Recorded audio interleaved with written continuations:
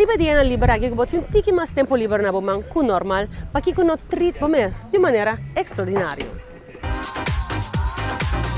Tony Roma sta preparando un altro special para su clientela local e via aqui pa 18 de março, un special cu sigur pollo não quer perder.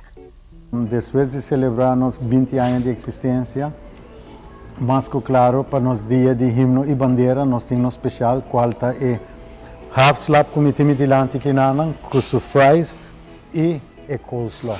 Então, essa aqui para motivo tá de 18 de março, nós está servindo os guests para 18 florim imaginável, incluindo BBO e service charge.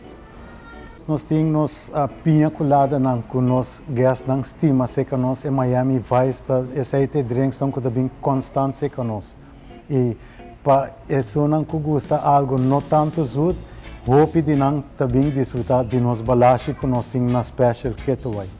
Nós temos preço super especial agora que depois de todo dia de festa, não com hope rende su saco tá tiki para pempeng, nossa zorpa nós põe ele na 18 florim, que ainda inclui o BBO e o service charge, que é um preço melhor que sei, me te quer, não te acordei de 20 anos passar.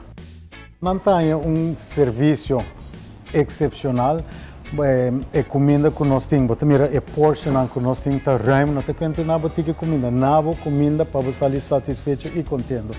Por motivo também, hope de nós gastam, te acorda nós e vim bem. E não preocupa mesmo para o auto. Tony Roma tem parquear place especial para sua clientela.